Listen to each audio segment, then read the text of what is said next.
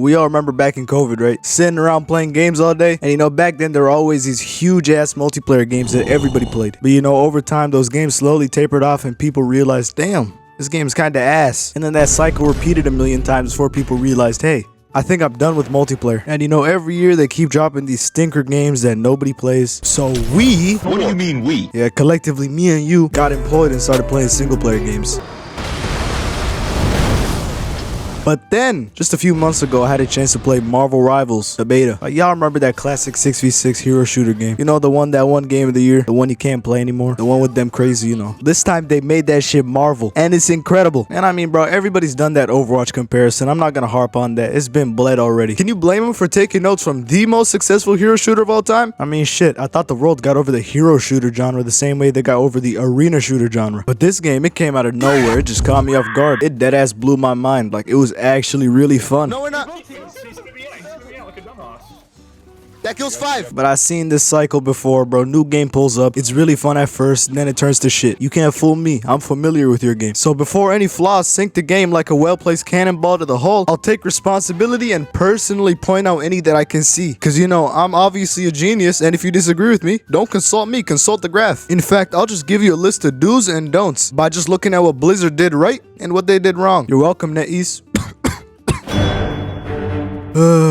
Balancing. This is the make or break of like 99% of your favorite games. 99% of all games, in fact. Nah, I'd say 100%. Even Pong needs balance. Like, I didn't know that there'd be a huge ass elephant in the room that I have to get off of my chest. I thought everybody was on the same boat. But for some reason, I've seen this weird sentiment online that a game needs to be broken for it to be fun. There's people that genuinely believe that if everything is broken, then nothing is. Every time I hear that, I just wonder to myself, are you not just asking for crazy power creep? Like, where did the sentiment come from that fun and balanced are mutually exclusive? Where did that appear from? But even then, let's just think about it real quick. Two random characters will tend to be strong for completely different reasons. And if we think with that weird ass philosophy, then instead of it being a, oh, everybody's so broken they cancel out, it's a competition on who's most broken, which deadass achieves nothing. But you know what? Let's ignore all that and actually try to apply it to this game. Alright, hypothetically, let's say Hawkeye just completely shits on Iron Man, right? 10-0 matchup is not even close. This is a good thing. It adds nuance. Characters will always be stronger than each other. It's like a little bit of rock, paper, scissors. Now, let's say Hawkeye is just completely overtuned. He shits on the whole DPS roster. It's not even close. If a Hawkeye is not on your team, you lose. Obviously, this creates boring and unfun gameplay. So what do? Do you A, do nothing because who cares about balancing? Let's just have fun. Do you B, buff everyone else because if they're just as strong as him, then he isn't a problem anymore? Or do you C, try to tackle the issue by its source and adjust him? And realistically, that's an ass question because we know the Marvel Rivals team is going to be picking C. I mean, at the time of recording this, they've already released in-depth stats for every single confirmed character. And they've already said that they're going to be revealing pick rates and, you know, all that advanced statistics behind the scenes. Blizzard could never. Now that I got that off of my chest, I can actually get to my point. I humbly request communication and transparency with the players. I mean, a little bit of goodwill goes such a long way. As long as they keep up the good work, the fan base is going to be fairly tolerant of whatever they do. So if they ever accidentally run into a release brick situation,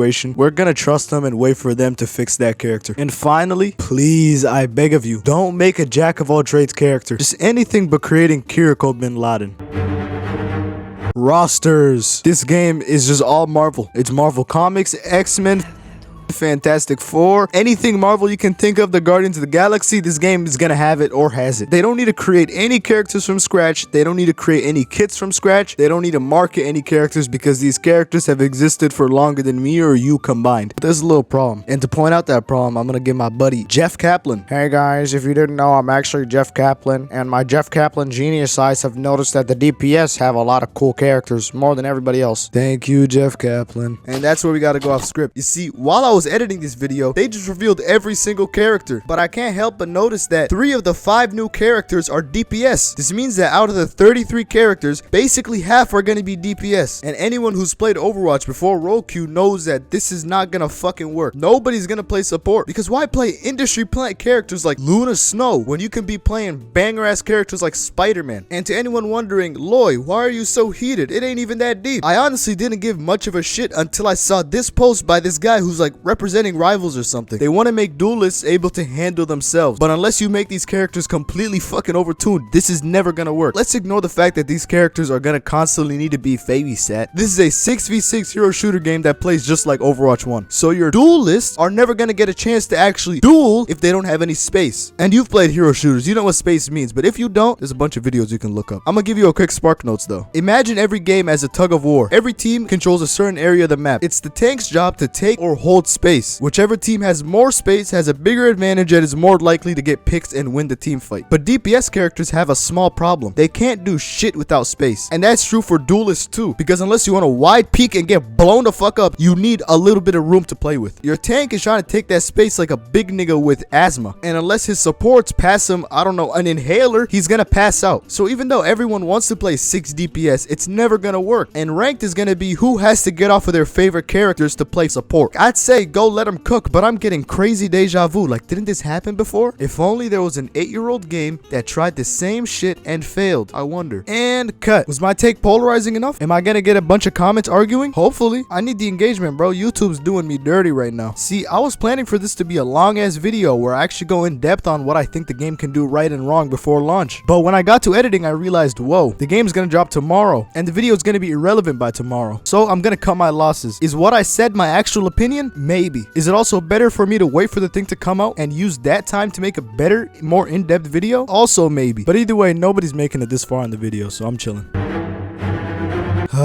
If you didn't know, I actually wrote 4 paragraphs for this and recorded them all. But then they dropped this blog post that made everything I said irrelevant, so fuck me, I guess. TLDR, don't do this. And also, if this video gets more than 500 views, which I'm gonna be surprised if it does, I'm gonna make a video where I drop all the hero suggestions I want for this game. The ass one specifically.